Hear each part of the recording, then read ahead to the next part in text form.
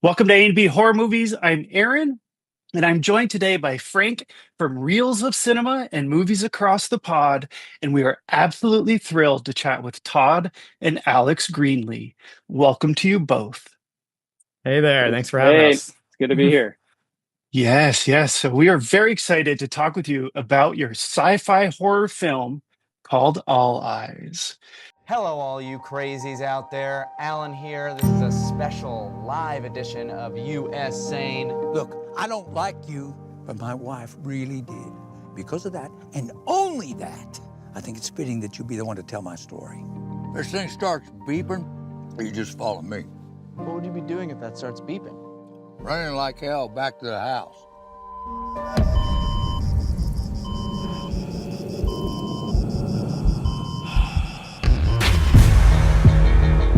Don? Give me a second, Alan. Don, what's going on? I think this is bigger than we thought. How big are we talking? Oh, we're talking big. There's a giant beast that lives in the woods. My plan is to lure it to my house, trap it, and kill it. She was beautiful. In some way I can't really describe.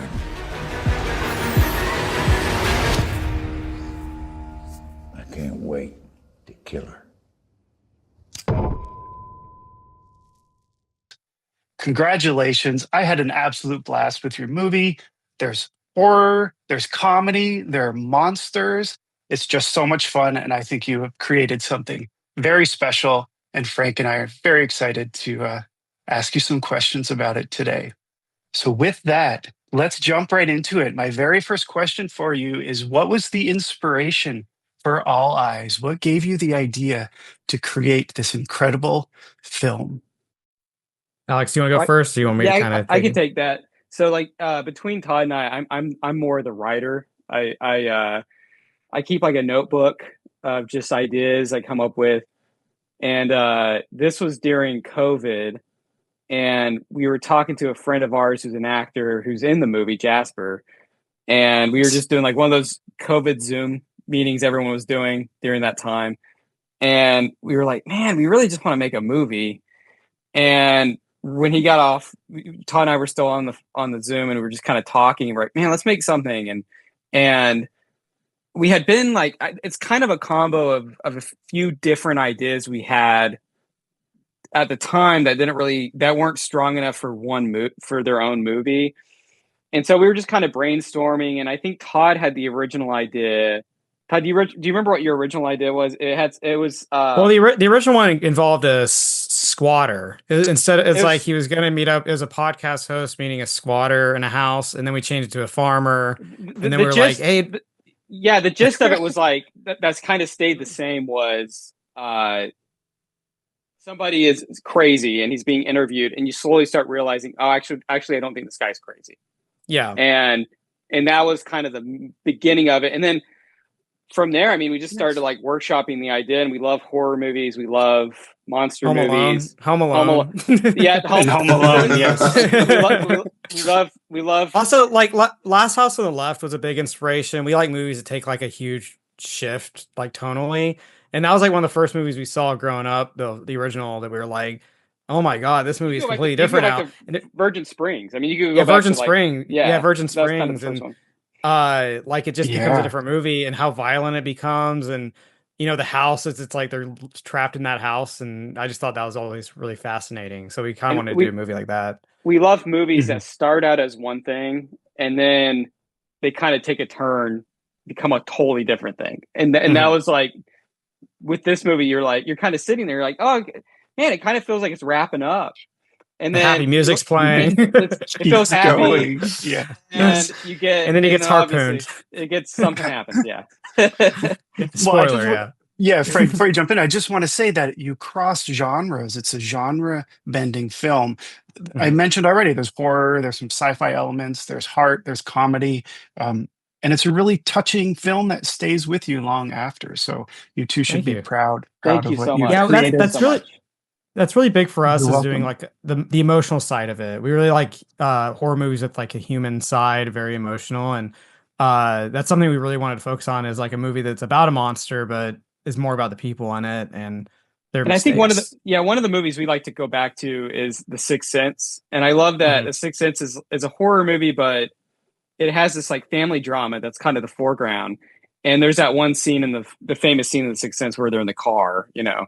And that's kind of one scene we like to show the crew and try to like, this is what we're going for. We're like, yeah, It's there's about a this mom and crazy, her son, and it's Yeah, like a yeah. really sweet moment. there might be And a there's like ghost there, but the ghost it's just there in the background. In the Yeah, it foreground, happens it's just like, briefly. Yeah, it happens briefly, and the ghost walks away, and it becomes this really emotional moment between a mom and her son, and trying to understand each other. And we were like, "Oh, let's." We've been chasing that kind of idea for a while. You know, we love that. Yeah. Yeah. Well, I think there are a few scenes in there that maybe we'll come back to, but Frank, I'll let you jump in and ask a question. Oh, thank you. Yes. Well, first, great to meet you both. But one thing that I picked up on from the film was, and this goes in line with what you were just talking about, the theme of grief. And I think that just really, I could not agree with you more when you say that adding the human element brings it to the next level. I'm paraphrasing what you said, but it brings it to the next level. I find that those character-driven stories, those are the types of stories where the scary moments become scarier because you empathize with the characters that much more, as opposed to a bunch of cardboard cutout stock characters running around chased by a monster with an axe or something like that. So even supernatural stories, some of them can be, just full of tropes and cliches. So the fact that this was, as far as I'm concerned, a wholly original work, all I can say is kudos to you. Thank you, man. Thank you so much. That really does mean a lot, and I love that you say that, because I mean, with this movie, we wanted there to be a point where you were like, you're kind of caught up in the story of these two opposite people that could not be any more opposite from one another. And then there's a point where you're like, oh yeah, there's a monster somewhere in this movie. Yeah, you kind of forget that, and then it comes back in, and you're like, oh my gosh, that's kind of the fun we're having with it. Yeah, one thing I thought was crazy is like when going into the movie, we were like, we don't want to make a movie about COVID. It was during that we knew there was gonna be a million movies like that coming out, and then somehow it still ended up being about grief, which is like a thing a lot of people were dealing with at the time. We were dealing with it, Isolation, like loss, isolation. And somehow the movie just formed into that. We were like, we don't know how it got there, but we were just like, maybe it was just like subconsciously the stuff going on. We're working something out. Yeah, I think we were trying to work something out. And the fact that Don in the movie is based on our grandpa, like his mannerisms, who had passed away, and us dealing with that, and kind of his mannerisms and the way he kind of, our grandpa wasn't crazy or anything, but it's just the way he acted and stuff like that. I mean, just it was his workshop. That was his workshop, his real workshop. Yeah, and also since the movie has been filmed, the whole farm workshop house was blown away by a tornado. So like, I saw that, yeah. So that was even an extra layer of us having to cope with that, but that was during I think when the movie was being edited. I don't think it had come out yet, and we were just like, man, that's crazy. It's something you thought was going to be there forever, you took for granted, which is like a major part of the movie with the horse. Like the horse, yeah. Yeah. So until they're gone, and it's like things you take for granted until they're gone, and then we're like, oh wow, and you have to move on with your life. Oh, you have the movie to commemorate it, I guess. Yeah, it'll live on, right? Yeah. We got so lucky in that sense. Yes. Yeah. That should forever on film, and nothing can ever take that away from you. Yeah. And also just the fact that it's like all over the world now, and random like people in Russia will just see this house that we, it's a farmhouse we kind of grew up with, and it's just cool to see it on the screen. And I mean, it was also fun to blow it up and make it all bloody and stuff. That was really cool too. Yeah, I bet. So let's see, Alex and Alex, you have the writing credit. Todd, you have directing credit. What is the how do you work together? What's the what do you both bring to the table? What are your strengths and weaknesses? And do you ever butt heads a little bit? Oh, we butt heads. Yeah, I think honestly the way it works out, and then Alex will go off and write it, and then give me occasionally pages to read, and I'll be like, yeah, that's I don't write, but this is how I would kind of write it if I did. And I'm definitely more the visual guy. Like I can read it and be like, I know how this is going to look, where the camera's going to go, like, how we're going to make this happen. So and then I also edit a lot. I co-edited this movie, but I usually edit our stuff. And so I go in with that mindset as well, like how it's going to cut together. And Well, shout out to the editor. Yeah, shout out Melissa Kent was the editor, the main editor on this movie, and she's done cool stuff like Virgin Suicides and Age of Adeline and Oh yeah, wow. Four Oh, Christmases. But I'd worked with classic, her. Yeah, I'd worked with her a few times, and I'm a assistant editor, and I'd worked with her a few times, and it was during the pandemic, and she offered to do a pass of the movie, and she did a great job, like stuff I would have never thought about. So yeah, but it was really fun going in that, like separating myself from that a little bit. And then I went in and did a lot of the action stuff, and when the house is kind of going crazy, I did a lot of that editing. So because I knew how we shot it. There's many moments because I didn't really want to limit myself when I was writing, and so there's moments where Todd's like, on the day of, he's like, okay, we're shooting a scene that there's a knife that comes down, or there's a gun that comes out of a closet, or out of the closet. Oh, yes. And I was like, yeah. And he's like, well, how do we do that? And I was like, I don't know. It's funny. We went into, keep in mind, he wrote this thinking it was just going to be me filming it. Like, it originally was just going to be me with the actors, and we slowly got more and more people involved. And so on the day, I was like, Alex, how are we going to do this? And he's like, well, I can write the knife coming out of the floor. I'm like, that's worse. We're just going to figure it out. We're going to make it happen. So we just kind of figured it out on the day, and got creative. Yes, I love the booby traps. There's like some off-scene things that happen, and a lot of it's practical. Like, we did as much practical as we could do, and it was fun just to figure out. It was like we went into it probably knowing how we were going to do like 80% of it, and then when we got there, a lot of the stuff we were just like, okay, everyone, get your heads together. We're going to figure this out. Figure it out and make it. And honestly, a lot of it looked really stupid when we were filming, but I was like, trust me, guys, it's going to look awesome. I know this looks stupid how it is, but it's going to look really cool. And then luckily it did. Whenever we got shout out to James Ray, our grip. He's like this Swiss Army man. Swiss Army man. He's like, okay, give me a second. And he'll go out there and figure this stuff out. And then be ready also. And our dad. Yeah. It was a family affair. Oh yeah. Yeah. Well, the stars aligned and it all paid off. And here we are. I know, this is cool. I mean, I think it's awesome y'all watched it, and because you never know, right? We make these movies, and then it's like, they could never see the light of day. And we've been lucky that both our movies we've made, both our features have like gotten out there, and we're like, that's cool. I mean, that's we're so lucky, and that's because of that, so thank y'all for watching it. And they continue to get out there, word of mouth. A friend of mine referred it to me. I referred it to Frank, and I reached out to you both. You're both very willing to chat with us, and I think it's just absolutely, it's just awesome. I know at least, I have at least 3 colleagues I'll be passing it along to. Please do. Send it to everybody.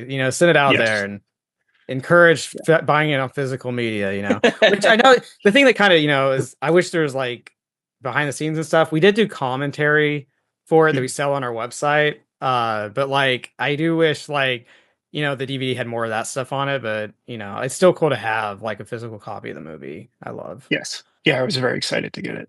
Yeah. Do you want to jump in, Frank, or do you want me to keep going? Oh, sure. Thank you. So you mentioned that you have 2 features. You also mentioned Jasper Hammer, having talked with him over Zoom. We want to make a movie together. How long have the 3 of you known each other, and how often have you worked together before? Oh, Jasper's awesome. We all went to school together. We were in film school together. Oh, yeah. Okay. University of Oklahoma. And he, the first time I met him, he's a comedic actor, and like the first time I met him, he had made a short film about this drunk, sad puppet that I just thought was hilarious. And we kind of kicked it off immediately. I think I went up to him after this guy. I went up to him after the screening, and I was like, dude, we have to do something together. So we did this like short where it's kind of dramatic, and he was great. Like, he was really, really good in it. And then when we did our first feature, we had this kind of like role of a really crazy, unhinged guy. And for some reason, I feel like with anger stuff, and I feel like Jasper could nail this part, and he did it like perfectly, which is wild because like on set he was very lively and funny and fun to be around, and then when he got to the part, everyone was like, who is this guy? He was just kind of this unhinged, completely different character than he is in All Eyes. And then when we did All Eyes, he was like the first person we kind of knew we were going to cast. we kind of wrote it around him. So I think he'll probably be in like most of our movies because like in some He's capacity, so yeah. some good. way, yeah, Yeah, some he's way. so good. And now, Yeah. like on top of that, because we met Ben Hall, who plays Don, we met him through this movie, and I think we want to use him on every single thing we do from here on out. It's like he was incredible, and he's been in a lot of stuff even since the movie came out. Like He was in Killers of the Flower Moon. yeah, he had part in Killers I of the Flower saw Moon. that. Yeah, Saw that. Yeah. He was in Yeah, that's Minari, awesome. but he was like, Minari, he was one of the like. I remember the first thing we shot with him. I think it was when they're in the town square, and he kind of shows up, and I was like, oh my god, this is gonna be awesome. And then it was like kind of when he's like tells him to get in the back of the truck and blindfolded, and I was like, oh man, this is gonna be great. And he just added so much to the part. He really knew how to do a lot of that stuff, like welding and driving the truck. He just kind of knew it all. So he's a very talented guy. So we want to use him and everything from here on out too. As you should. And the two of them, the chemistry between them is perfect, especially the beginning when there's a lot of skepticism and doubt, and then they almost become friends along the way. Yeah, in many ways. Buddy cop, yeah. Exactly. And there's that really touching moment when he's talking about the letters from his wife. It's probably one of the most poignant and memorable moments in the film, at least from a dramatic perspective. I agree. Yeah, absolutely. And then he finds that one envelope. I don't want to, no spoilers. That was just such a nice touch. Which leads me to my question. So I mentioned that you blend genres. You have multiple aspects from different genres. I mentioned a few: horror, comedy, drama. What are the challenges when it comes to blending different elements of genres from a writing and filming perspective? Are there moments where you have to step back and say, we need more horror here, or this is too much comedy? How do you it's a balancing act, right? How do you do that? I must add. I thank you, man. I think a lot of it. This kind of sounds like a boring answer, but it kind of feels natural to me. I think like, well, also as far as the comedy goes, we realize that if you try to write funny, it's gonna not be funny. But like a lot of the absurd situations are in, and maybe it's just our sense of humor too. Like we were just like, we love doing humor like that, and it's the absurdist of like these situations, and it just kind of naturally, and they act it very serious too. So it's like whenever you're watching it, it's so crazy. Well, and we're attracted to movies like the Coen Brothers, obviously, and yes, the Coen Brothers do that really well, where you never know what you're going to get any moment. Like I always think of like that scene in The Big Lebowski, or most of The Big Lebowski, where the guy's writing something and he like takes it's like a North by Northwest, reference. It feels like North by Northwest, and you never know where it's going. And I feel like that's how I think when I write, if I think I know where it's going, I try to go in a different direction, because I'm like, okay, I think what I'm thinking might be, the reason I'm thinking it is because it's obvious, and I don't want to do the obvious stuff. I want to go I want to make the character work for it, and I want to put them through the ringer constantly through the movie. And I feel like that's more. And I also, one thing I like to do is I always like to give the main character a moment out. Like they have to choose to be there. They have to choose to be in the moment. So like in All Eyes, it's the bandana. Like he hands him the bandana. He's blindfold, like, you can either blindfold. Yeah. And he makes the choice. He first says, no, I don't need this. And he makes the choice to go there. Cause I feel like that's very important, that like, we're not forcing him to be there. Like he made the decision to be there. And I think that makes it more, entertaining. That it's like he did all this to himself. Yeah. And also, speaking of blending genres, I think a lot of it kind of comes from like, we loved movies growing up, like It's a Wonderful Life, and that's a perfect movie that blends genres. It becomes like the whole I can't even imagine watching that in theaters when it first came out, where it's like the first part of it's like just a regular kind of funny little dramedy thing, and then it just turns into a supernatural kind of Twilight Zone episode. Twilight Zone, yeah. And also, like, we grew up watching the Twilight Zone, like we really did, and I think that a lot of that molded how we kind of love to tell stories, and the Twilight Zone marathon every New Year's Day. Every still do it. And Sci-Fi, we'd always watch on Sci-Fi. We always watch it. Yeah, the Sci-Fi channel. And there's still random episodes I haven't seen. I mean, I randomly just stumble upon an episode. I'm like, how have I not seen? I feel like I've seen them all, but you just never know. Yes, there's a horror Trivial Pursuit game. I don't know if you guys have it, but they mixed in a lot of the classic Twilight Zone questions in with that. I know what I'm getting. I feel like I could do okay, but something to get. I'll be surprised. Yeah. I Okay. saw one randomly that was kind of awful. It was like a car salesman one, and the car is like possessed or something. I was like, man, there's some really bad ones, but there's some Yeah, really you great can. ones. It's gonna. Yeah, there's gonna be Yeah, statistically there's gonna be a bad, but like most of them, you're like, it's these ahead of are its time. amazing, ahead of its And time. also, True. like Alfred Hitchcock Presents too is really good. Like the Oh yes, episode where all of them. Yes. it's like Yeah. the one with the guy robbing the lady, and She's deaf, or figure out she's she's deaf. deaf, or is Yeah. she deaf or something? Yeah, I It's think like, she's deaf in the movie, in the show, yeah. But it's like a good twist. You weren't even thinking of that, like it's such Yes. a interesting premise. yeah. Before I forget, I want to ask about the score and the sound Oh, nice. because you Yeah. really take advantage of it. There are moments, let's say there's that one scene when he's going into the woods to look for his older friend. And the music is so intense. And I also love it then when they're running across the field because the music makes it seem so intense. And yeah, I don't know. It's just so good. Well, it's like I'm so happy you orchestral, right? I'm happy you referenced that because like Paxin, who was our composer, he did such a great job, and he's a very Yes. collaborative guy. And a lot of it was like I had a there's a random parts like that part where they're running was probably one of the hardest ones to score because there's a weird balance of where you don't want it to be too zany, but you also want it to be kind of like or too scary. Like We were referencing dramatic. there will be blood. That's kind of the There will be reference at that blood. moment. That's kind of our compass for Oh that. yeah.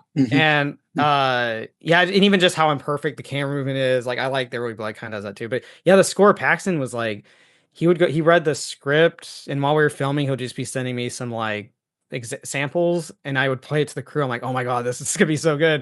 And it was just like this really cool. Like my favorite is when Dawn's kind of theme, and there's kind of this recurring like theme. He has this kind of variations of that, and there's even like some stuff we didn't end up using that he was great in its own. So it's like, yeah, Paxton was great. He's a very good, orchestral composer and just a jack of all trades when it comes to music. He's really and that's great. what's funny about this movie is like it literally started out with us being like, let's just make a movie just you, I, and the actors.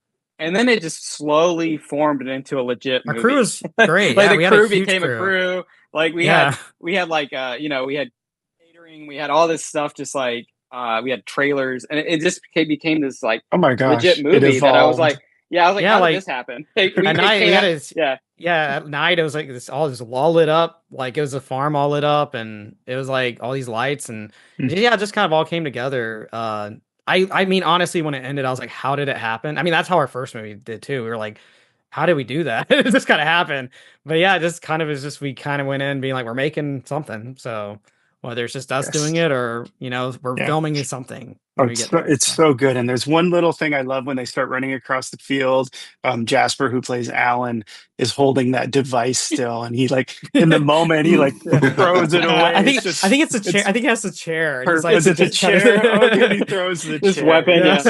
Yes. I love that. It works so well. Nicely done. It was fun watching this movie. The first time we ever watched it was at the Houston Horror Film Festival, which is great, by the way, and which was a great festival. And literally up to this point, we didn't know like, oh wait, this movie might not work, right? We've never seen it with an audience. And the scene where Don has his moment, that got the best reaction, and like you could just feel the air in the room get sucked out. And like everyone's like, I don't know what's going on now. Like it kind of takes this other. It becomes Home Alone on steroids, and you're like on meth. You're just like, what is going on? Yes. For those who haven't seen it, and when he says, "How long has that light been on?" Oh my god, what a crazy by the way act. Yeah, by the way, him saying that line was probably the hardest it was for us not to laugh, because he just delivered it. He's like, wait, how long has that been on? And he's just, the way he delivered it, we just were like, oh my god, this is like hilarious. We were just cracking up the whole day. It was also like so much fun to shoot that scene. And again, it was like a lot of it was practical. Like we did rig the cabinets to burst open, and it was a really crazy shoot to try to figure out. Very complicated. We had that whole house. The whole house was empty, so we had to do whatever we had to do whatever we wanted with it. So it was fun. It's so good, so good. I do want to talk about the monster, but Frank, if you want to jump in with something else, by all means. Oh, thank you. Yeah, I just wanted to, it's not really a question, it's more of an observation. But before you mentioned the Coen brothers, I was about to say that I was reminded, not reminded plot wise or anything like that, but just style wise, the blend of the quirky comedy. I was thinking particularly of A Serious Man when the Yeah, Oh, I twilight love was that coming. movie. yes. Yeah, I love that movie. Love, highly underrated movie, by the way. Like Todd had And met. Todd got to work. I've worked with Michael Stuhlbarg, and I remember I went up to him and I was like, Oh, dude, I know this is a while back. I worked Wow. on the movie Trumbo as a PA, and oh like I yeah. was like, I had to go do something with him. I was like, hey, by the way, I am like a huge fan of A Serious Man. He's like, thank you. He was like, no one ever. It was like no one really was told him that. I was like, yeah, I love that movie. It's like it's so great, and I just love like the absurd random moments that go nowhere that they're just like Mhm. when he's telling the story about the teeth, like the wording of the teeth. Yeah. Like, why'd you tell me that story? It's like it just doesn't mean anything. Which is like, but we was- did that with the Twilight Zone. Like he talks about the Twilight Zone and All Eyes, and it goes nowhere. You're like, He's you're like, like, wait, what? Yeah. He's like, what episode? And he's like, does that matter? What does it matter? Well, Yeah. specifically, I was reminded of when he was talking to, was it the rabbi? And the rabbi just kept saying, "Oh, look at that parking lot. Just look at that." He's like, look at the parking parking lot. That's what I was reminded. It's like, Classic it's like, where are you going with this? And then the scene just ends. Oh, and we love doing stuff like that in our movies because it just feels that's just life. Well, like I people remember, talk like that way, there's movies Mm. like Umberto D kind of had moments like that Umberto in it D, where yes. where kind of like it's just a random thing and it doesn't really go anywhere. It goes but with I like love it. They people get uncomfortable with each other, like yeah, awkward or silences. And you're like, oh, this is awkward. Lahane did that a little bit, and we just like Yeah. inconsequential characters is kind of like or moments. I love because it just if it feels it. I think it's important. It kind of like you're like okay, yeah. The scene can have its moment, and It adds stay color in to the the palette, I world, guess. yeah. The world, yeah. Absolutely. So, let's see, where was I going next? The monster design. So, first off, a friend of mine, TheSauraSaurus on Instagram, is the one who referred this movie to me. So, shout out to him. Thank you, Awesome. man. And Thank you. I Thank did you. tell him I was I did tell him I was we were You're the talking with you best. about today. And he asked, what was the inspiration? There is a monster, so there's a little bit of a spoiler there, although the trailer kind of gives that away. Yeah. What was what was the inspiration for the monster, the creature, and what was the design process like? Can I take this, Todd? And I'll talk about the design. Yeah. I Okay. mean, I'll talk about the actual making it, but you can. Okay. So then, Okay, cool. so we're from Oklahoma. We grew up in a small town, and we lived in the country. We were out in the country a lot.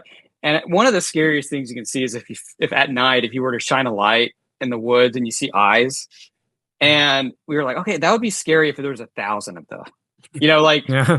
in the woods and you were just you. And for me, that idea kind of really stuck with me. And I mean, obviously there's references in other horror movies, that do it well.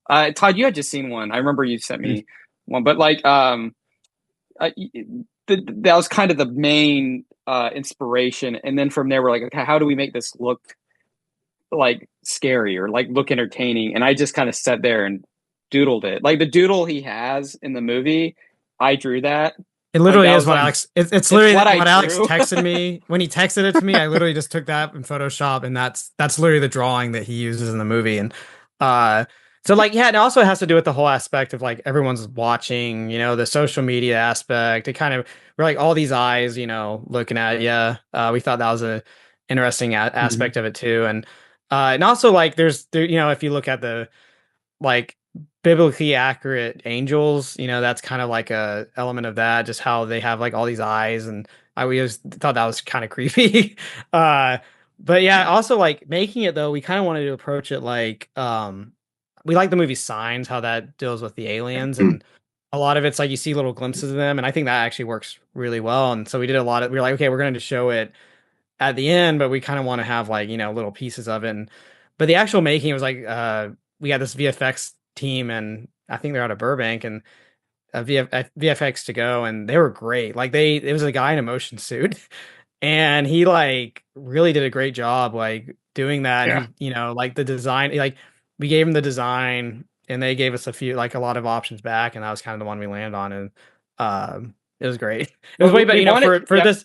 for as indie of a movie it was, I think we got away with so much. Just, you know, And like we really wanted Yes. to like capture, like with the monster, when you do have that brief close up of his eyes, we Yeah. wanted it to have some heart to it. very we wanted human, him to, yeah. you wanted you to kind of feel for him, you know, and Like it was an animal, yeah. And Yeah. a lot of people think it's the horse, and it's like, well, and you know, it's not. It's like it is, you know, very animalistic, and there is a real thing behind it, you know. So that's one of my favorite shots is like the close up of its eyes. I was like that, and we leave it really vague, like where it came from, right? It's like there is like is it like a sci-fi thing? Is it like what? I mean, we clearly, you know, we need answers, right? But we do leave it vague because I think it's more entertaining that way. Like you're just kind of like, what is this about? You know, like because it's more about Don. Like Don projects his own views of the monster. Like he probably has his own opinions what it is, and that's really all that matters. You know, it's like what he thinks it is. Yeah, it's more about the characters. The monster just takes the backdrop.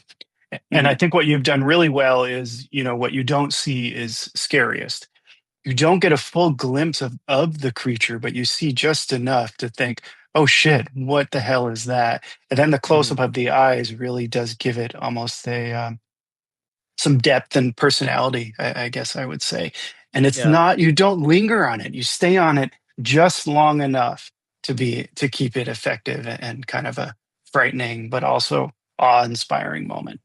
Thanks. Oh, thank you. Yeah, I mean, I was very proud of that. That eye shot was actually a VFX shot I did, and like, I was so happy with that. I was like, man, this came together way better than I thought it could have. But it was also so simple. Yes. The way it came about, I was like, I just need some eyes, and I found them, and I was like, this is great. So, yeah, I think it worked so well. Let's see. So you mentioned that you were improvising in some ways when you were filming. What were some other low budget tricks or creative problem solving approaches to making the film, especially with the booby traps? Because I do want to say that TheSauraSaurus, the friend I mentioned, also loved the booby traps and wanted to ask, where did you get the ideas for all those crazy booby traps? Plus, it's just fun to say that.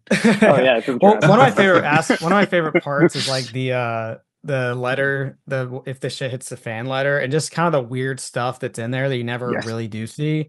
But there is like random. I like playing with that too. Like there's a random element where if you go back and rewatch it and you have the audio, you have good audio. Like there's a certain section in the kitchen that if they step on it, it creaks.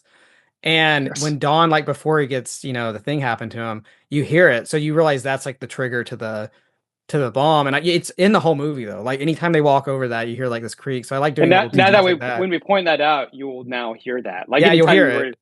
Yeah, it's throughout the whole movie. And like, but yeah, there's like, you know, it was a very indie movie to the extent where we only had, and we probably could have done more, but we only had one light bulb for the wall, like when it's like the lights up or whatever. Oh, the red, like the red. Yeah, we only made one of those, so like we kind of had to move it throughout the house whenever, you know, it kind of backfired on us a few times because we had to like CGI it once because we forgot to put it on the wall. But it's like, there's a lot of like. Yeah, I mean that was one of the most expensive shots, and no one notices it. So it's but well, thank God no one dropped it. Imagine. I know, like, yeah, but like, you know, just it was fun figuring out a lot of the traps, which a lot of it was like practical, and a lot of it's camera work and figuring out how to shoot it in the right way. Because honestly, like when the machine gun falls out of the ceiling, it was literally me like it's high up, like, and I just like drop it, you know. So it's like stuff like that. And he just grabs it, and it's like it's just I just keep doing it a lot. You know, the machine gun that's in front of the house was real. That was like a real. We had someone that had. Yeah, we had someone Jasper. Jasper looked tired because he was like. Yeah, I'm surprised really he didn't throw his voice. Yeah, I'm surprised he didn't throw his voice out. It was also kind of concerning that he was screaming like bloody murder like every night and no one ever called the cops on it. So I was like, that's kind of discerning. Yes. Very concerning. Yeah, but it was, you know, I was afraid he's gonna throw his voice out. But the whole scene in the room when everything's kind of going crazy, it took us like 4 days to shoot just that one part because it was just like, and I was like, are we ever gonna get out of this room? But there's a lot of just like, honestly, that the hardest part was just figuring out the traps and because he like, for example, when the knife comes out, it gets in his leg and he has to take it out. that's like every single shot you see is a different setup. It's like to do that, you have to do it in a different way to get it out of the leg, to have it stay in the leg. Like, and then we actually wanted to like keep that continuity as far as like once, now he's limping or he can't use that leg or whatever like that. And that was pretty fun to do. But And the hand too. yeah, the hand, like getting that bloodied up. And honestly, that whole effect was like, it's really simple. And like, it was also something I was like, when I got on the day, I was like, wait, how are we going to get this in his hand? And he has to take it out. It was like, we figured it out though. a lot of my, it turned out pretty great. And, but it was, a lot of it, honestly, a lot of favors. Stuff we thought was going to be the biggest issue ended up not. Like, we thought the weather was going to be like 100. It was Oklahoma in the summer. We thought it was going to be 105 degrees every day. So we were like really bracing for it. And then it like rained a lot of the time to the extent where like we filmed all these, the stuff in the field where they're in front of the trees. And my dad was like, hey, it's an alfalfa field, which had been plowed. And my dad was like, hey, by the way, you might want to shoot the rest of it tomorrow because it rained and it's going to grow like 6 inches. And I was like, okay. And yeah, the next day it was really high up. And I was like, oh my God, this looks like a different field now. So it's like, we had to shoot from a low angle looking up for that stuff. It was like, there's a lot of problems. I mean, the movie was constant problem solving. But I feel like that's our entire filmmaking process is like trying to figure it out. It's like, but that's the fun part of it. That's fun. Because even with this one, even the lights were very technical. Like they're on the rig and actions are going on while, they're going on and off. And then this thing has to happen. So it was a lot of, we really planned that stuff out really, really deep. And to the point when we showed up on set, we just knew exactly what was going to happen. So. Well, it paid off, and the energy between you two is infectious. It sounds like you did, even though it was stressful. It sounds like you did have some fun along the way. And our sets, our sets are like, our sets are like summer camps. We really do have a lot of fun. We don't like stressful sets, and I mean this one was like a long hours. Our first movie was like really normal hours, so we just have a lot of fun with it. And we're very collaborative and. Our crew, we like to shoot. We like to shoot like Clint Eastwood, where we're like, I think we got it. We can go home. Yeah, we got it. Like, let's go home. You just kind of just trust. Yeah, trust the people you're with or knowing what they're doing, and then if you have to spend more time on certain stuff, you do. But it's like, we shot the whole movie in like the principal photography was like 10 days for All Eyes, and all of Don's stuff was 3 days. We shot, so like I don't know how we did it. Yeah, after we finished filming his scenes, I was like, do we have any more movie left to film? And it's like, no, we did. We had a lot more. But it was a very intense, long hours. But everyone was on the same page. We weren't forcing anybody to be there. I was like, every night, there's been nights where I'm like, hey guys, like, y'all can go to sleep. I don't care. I'll keep filming some stuff. And everyone was like, no, we're filming. We're here. We're doing this. We're here. We're here. Especially like the scene where he's in the workshop and there's smoke everywhere and he gets in the pickup truck. Like it was like crazy shoot. And it was like really, it was like 4 a.m. probably, or 3 or 4 a.m. And we're like, everyone was like, wait, this is awesome. We're doing this, So good. Yes. Yeah. And that's a moment in your film where you're like, what the hell is happening? I didn't see it coming. And after rewatching it, it's even more entertaining the second time through. Let's see. You've already mentioned a couple movies, but I'd like to ask folks if you could describe your movie using other movies like Alien meets Predator. What are some movies that come to mind? And I'm sure you have a few that you would like to share. I mean, Home Alone's definitely in there. Home Alone, like an adult Home Alone meets like what'd be the other one? Like I guess not really Signs. What's that? I really like that Pontypool movie because that was like a great movie, yeah. But it was that's good. But like that was all in a radio station. I like the radio, the whole radio aspect of it. I really like. And Better Watch Out is that's like an adult Home Alone film. Yeah, that's a great movie. Oh, don't complete with paint can. I don't know if it's similar to your film, but Don't Breathe was one that I think we always like to watch. Don't Breathe, Ready or Not. We really Misery. like that. Oh, You're Next. You're Next. Yeah, Misery too. Yeah. Misery is a good one. Yes. Yeah, Your Next is a good one. Misery, Ready or Not's one we kind of like to go back to. Signs you mentioned. Signs, yeah. I mean, we also mentioned Last House on the Left. I just like the grittiness of that, and that's like on in a house. You know, Texas Chainsaw Massacre growing up, because we grew up in Oklahoma, is like epic and classic, and we really Which love is that movie. I don't know if you've rewatched that movie recently. That movie is fantastic. It's Like great. it is so good. good. Like it holds up so well. Yes. And I was on the fence about the 4K edition that was coming out, but I Ooh. watched it and it was like rewatching it again for the first time. Dude, if you I need to haven't watch watched that. it in 4K, it's unbelievable. Oh, I have the to. DVD. Like I have like the DVD. DVD, yeah. Like the really like cheapo. I think mine is like breaking kind of. So I need to get that. That sounds good. There's something about 70s films in 4K. The original Halloween looks awesome in 4K too. You see like things in the background that you didn't even know were there. Yeah, you also realize like how, like I think we were watching the movie, was it Sleepaway Camp or something, and I had this realization. I was like, wow, this is just an indie movie.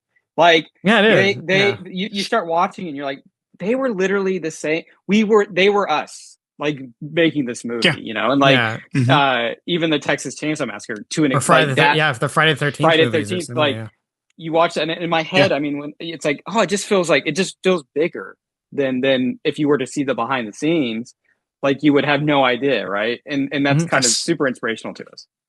Halloween, obviously. Halloween. Of course, Halloween. Yeah. That's the best indie film. And if you take a look at fans' preferences, generally speaking, as far as these movies, a lot of them turning into franchises like Halloween, Texas Chainsaw, how often do we hear people, including ourselves, saying the original is the best, will not be surpassed? That's the one that was made on a shoestring budget. That's the one that was made on the cheap. That's the one that truly is independent cinema, as opposed to a studio cash generated. Yeah, it's like a studio. It's like you get the product of something that a studio didn't try to get their fingers on and their hands on, and you get like this kind of raw lightning in a bottle that you're just like, I don't know how they make like if you rewatching the Halloween movie, like it just is, it captured this energy that I don't think would have been the same if like you see like the sequels. I mean, there's some sequels that are good, but like, you know, they lose track, they lose focus a little bit. There's so many different timelines, and how many different kids did she have? It becomes a whole thing, Yes. Well, I do want to respect your time, and I did mention before we start recording that we do a this or that segment. But before we do that, I wanted to give you both an opportunity to talk about what's next. What are some of your upcoming projects? What are you working on? If you can share. Yeah, I mean, I don't know how much we can say about it, but it is like, I mean, it is another horror movie. It's going to be a lot bigger. It's a bigger movie. All Eyes really opened a lot of doors for us, which is great. You know, you kind of hope with got that us with meetings. Indie. Yeah, got us a lot of meetings, and you know, just getting a bigger budget. Very exciting. Bigger budget, and there's definitely genres we want to tackle. But yeah, we definitely have like at least we have a lot of scripts written that we do. There's definitely one though that's like, you know, more likely going to happen, but it'd be like an ensemble. It'd be really fun. And also like our other movies, it's a crazy has like some crazy shifts. The one that I think is going to happen has that, like, again, it's the whole thing where we know how the beats are for these movies and we play with it, and so like we make the audience feel like they're ahead of us, and then and then like there's this moment where they're not, and it becomes a totally different movie. And it's gonna be really fun. It's gonna be really fun to film. And you see, but now instead of like in, you know, All Eyes, you have this one guy stuck in a house. You have like a whole family, dysfunctional family, trapped in this house, trying to figure out. It's an impossible way out, and that's I love like putting the characters in an impossible situation, and then thinking like, how do they get out of this? And see what happens. Will it get a theatrical release, or is it too soon? I mean, if you can't say it, that's fine. I hope. So. Yeah, it's a bigger budget. It's gonna be a way bigger budget. So that's like, oh, you know, very cool. We're gonna start with that, and then we'll be like, you know, that's all we need. You know, that's like that's huge. Yeah, and big, and hopefully bigger, you know, bigger actors and stuff too. So cool. Well, keep us updated. We'd love to chat with you again. Yeah, absolutely. On all your future projects. All right, why don't we go right into this or that, Frank? Is that okay? Do you have any other questions you want to jump in with? Let's take it away. All right, let's do it. So this or that, like I said, I ask you two things. It's usually kind of fun, and in most cases, there's no right or wrong answer, and we're just going to jump right into it. The first one is Critters from 1986 or The Ghoulies from 1984. So I've only seen the Critters. I haven't seen Ghoulies. You haven't seen Ghoulies? Okay. Yeah. Critters. I'll have to see Ghoulies, though. It's I'm gonna fun. say Critters. I'd probably Yeah. go with Critters too. I think it's a little bit of a better film, but the Ghoulies is a lot of fun too. If you haven't seen it. But I love like B kind of like. There's one I love called The Pit. Growing up, that's so bonkers of a movie, and I'm like, I love that kind of stuff though. You know, like this indie, creepy kind of wacky, stuff. bonkers. Yeah, wacky. Isn't the kid in a wheelchair? Doesn't he get pushed? And there's a teddy bear in it. That's like we saw that on a VHS. Read the trivia to that movie on IMDb. It's crazy. It is hilarious. Like the authors, like, I don't know what they were making. I don't know what. I own a copy of it. Yeah. Oh, you do? I haven't seen that in years. Yeah. It's on Tubi. I figured out. I'm like, my gosh, Tubi has everything. Yeah, it does, and commercials. All right, Frank, over to you. I'll let you ask the next one. Oh, yes. So the next one we have is the Halloween franchise or the Friday the 13th franchise? Halloween. Friday the 13th, which is crazy. Our editor, Melissa, actually worked on the New York one, the one that's in New York, I think the Manhattan one. I think she's like a PA on it or something. She has a picture of her next to Jason Voorhees. I was like, that's cool. Wow. I do think, okay, now that I'm thinking about it, I think Friday the 13th takes the best swings. I think Halloween, true, does after the first one, it fizzles out. So if we're talking about franchise, I think Friday the 13th figured out what it was pretty quick and went with it. And it was like, you know what? Yeah. It was pretty much like, fuck it, take him to space. I don't you know. Whereas like Halloween was like, well, he's a sad guy. He's all messed up, you know, and you're like, okay, but can we get past that? I do love with Halloween, they did the random like one with the Halloween mask and stuff, like the third one, the season of the witch. Yeah, that one. Yes. Honestly, like growing up, we watched the like on marathons for Halloween and stuff. We watched all those on AMC. We'd watch all that stuff. So I don't know. I pick Halloween, but actually, you might pick Friday the 13th. Well, because you're wrong. Yeah, because you're wrong. Oh my gosh. Okay. Let's see. Would you prefer a cabin in the woods vacation or a city weekend getaway? Ooh. Cabin in the woods. Yeah, because what could go wrong?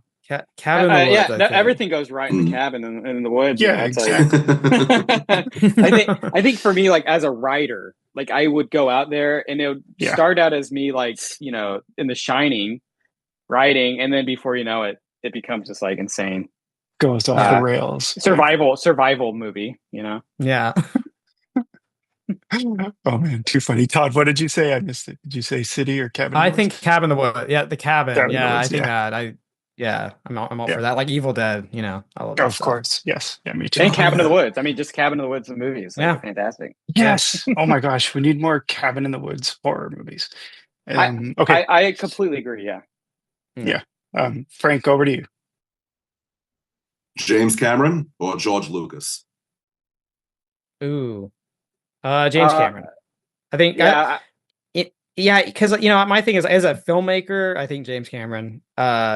Titanic, I thought was like a really good movie. Actually, it's like Abyss. He did that. Terminator. Terminator 2. Terminator.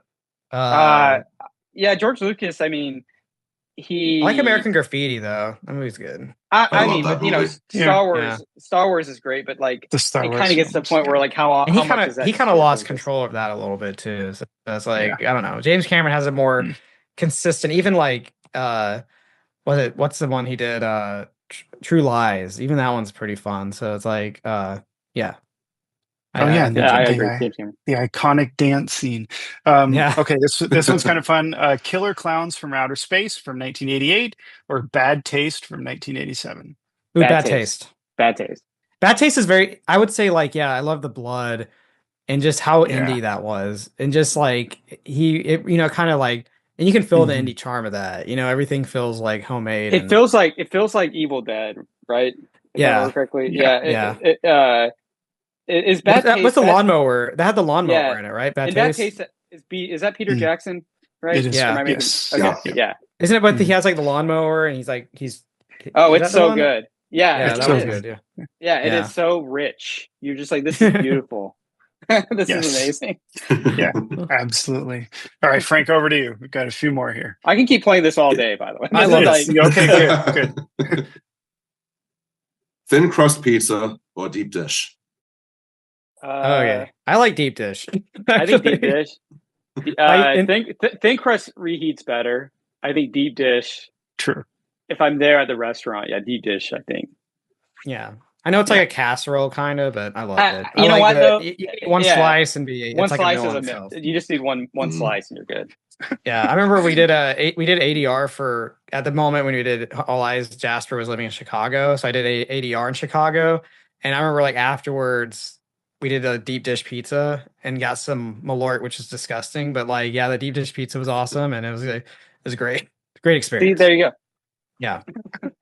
All right, unanimous. Okay, we've got some 80s films here. Again, Chud from 1984 or The Deadly Spawn from 1983.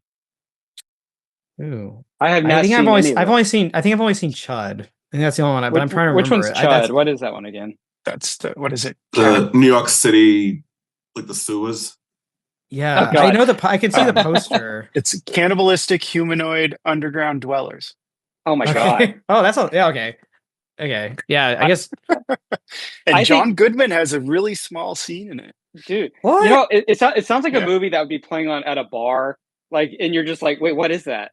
Like, what is that movie playing? I mean, you're What like, is going on? Yes. Yes. Homer Simpson Yeah. referenced it when he was talking about his phobia of New York City. He said, the Chud's got me. The Chud, yes. And the sequel is called Chud 2 Bud the Chud. You can't make Oh my that up. god, that's such a perfect title. That's beautiful. A lot of cocaine. A lot of cocaine. What was the So second? What was the second one again? What's The the second Deadly one? Spawn. Deadly Spawn from Spawn. 1983. I'm trying to remember. I don't know if I saw that. Man, one. I need to It's get so better at good. my You should 80s. check horror it out. movies. Yeah. I feel like that sounds amazing, and I don't know why I haven't seen it. A 4K nice release of it just came out. I think Synapse Films, maybe. So if you're looking to get a physical Mhm. copy Oh, of it, try perfect. Deadly Spawn. And Chud Love it. is just fun. There's a double feature. I'll I love stop it. talking. Nice. Okay, Frank, you can ask the next one. We have 1979's Alien or 1982's The Thing. The The thing. thing. The thing. I think the I like- thing is like such a great movie. Yeah. They're both great. They're both awesome. I mean, Alien. I take that. I mean, Alien's fantastic, but I the think thing with Thing- I love the ending of the thing. The ending is great. It Yeah. has like a really cool texture to it. I've always wanted to do a movie in like an ice storm, which we kind of have one written, which would be cool. But like an ice kind of Ooh. snow stuff, I think would be really fun.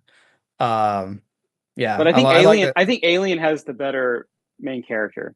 I think Alien has the better hero, and I think the Thing has like the more. I don't know. It's hard to say. Then you have McCready, right? uh-huh. But Ripley, I don't know. Ripley is like Ripley's iconic, so- iconic. Yeah, Ripley's like Yeah. amazing, and she only gets better. But they both have really good jump Yeah. scares, like the It's true. the alien popping out of the chest, but then also like the charge alien scene just is- kind of Yeah, it's like yes, yeah. it goes right in the chest. He's like, "Ah!" Yeah. Okay, over to me. This is kind of fun, I hope. Snickers chocolate bar, so Snickers, or Lay's sour cream and onion potato chips. Ooh, Lay's sour cream I and don't. onion. Yeah, I think Lay's is like I'm like a savory road guy. trip, like a road trip Yeah. food. That's perfect. Yeah, Lay's that is like the perfect one in my Yeah, opinion. I think so too. I'm more I can eat- like the yeah. salty, savory. Yeah. Yeah. Oh, yeah. I could probably eat like a whole bag of that, in a Yeah. hotel room. Yes, Easily. it's best not to buy it. Wasn't there a slogan for a while? You can't eat just one. You can't Yeah. eat just one. Yeah. Okay, I promise 3 more. Over to you, Frank, and then we'll wrap it up shortly. Okay. 1990's Tremors or 2018's A Quiet Place. I think a quiet Ooh. place. Yeah, I think a quiet place. I Tremors mean, is great. Tremors. I, is you know, so you campy. think because Tremors is also very westerny, which you think we would. Yeah. I don't know. Yeah. Tremors. I associate Tremors with like I never actually seen it like from beginning to end. It was always on the Sci-Fi Channel, and Yeah.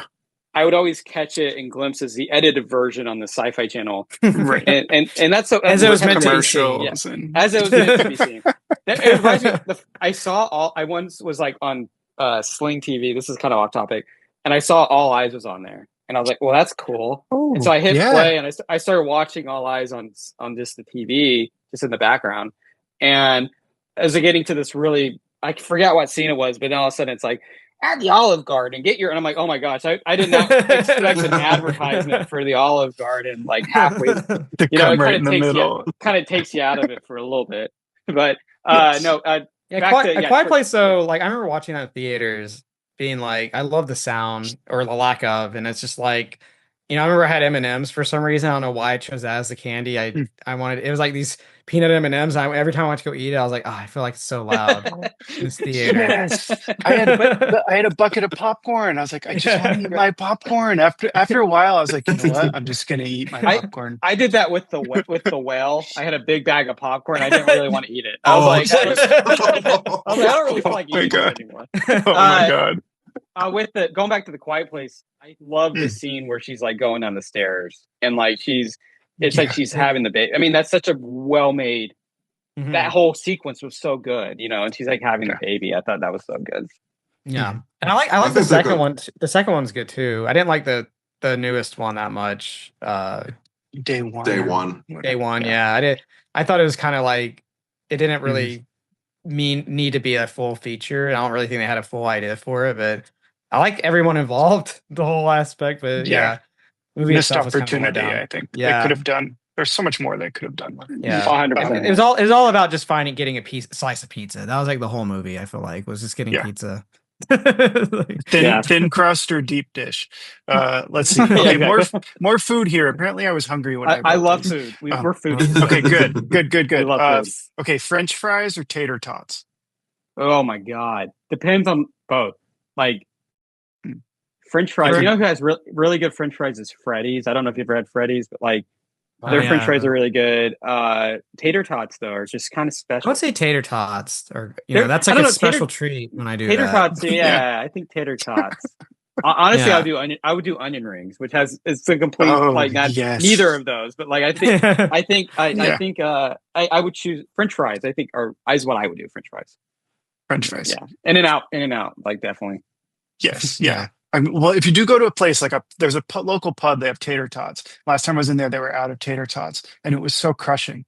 I had to have French fries. So, I was expecting devastating. That is disappointing. If you're wanting tater I should have tots. walked out. Yeah, if you're wanting tater tots and you get French fries, it is very sad. Very sad. Indeed. Okay, Frank, over to you for the very last one. Okay, we have 2005's The Descent or 2017's The Ritual. Ooh, definitely The Descent. The Ritual though is pretty cool. The Ritual's good, and I feel like The Ritual is like a movie we would make. I feel like. Yeah, The Descent though is like I remember watching that when it came out. It was so different from like a lot of stuff I'd seen. And I was were like I remember reading that, and I didn't know anything that was going to happen, and I remember just being like. Oh, man, yeah, and that's like a lot of like less is more in that movie too. Like there's a lot of stuff where it's like what it's not showing you, almost like the Blair Witch Project, which I love that movie. You know, that has a special place in my heart. It's like the kind of like the sounds and the I also like the location. You know, the actual location's a really cool place to set it, and but The Ritual is a great movie. That movie is great. I actually need to rewatch The Ritual because I remember liking it. It's it's like very unsettling. You know, there's a lot of stuff in there like, oh, that's creepy. The beginning in the liquor store is disturbing. Both of those films, if you think about it, are very similar. As we're talking about it, it was starting to come to light. It starts out one kind of a movie, and then they both go in very different directions. We love Parasite. That's like our type of movie where it's like you think it's one thing. I remember watching that movie in theaters, and the doorbell hits, and Todd and I were both like, we were just like, oh my god, I feel like something's gonna happen here. And it was like, that's our vibe. That's totally our vibe. Awesome. Well, Todd and Alex, thank you so much for chatting with us today. Congratulations one last time on All Eyes. If you're watching, if you haven't seen their film, check it out as soon as possible. It's streaming. And get a physical copy if you can. And Frank has his as well.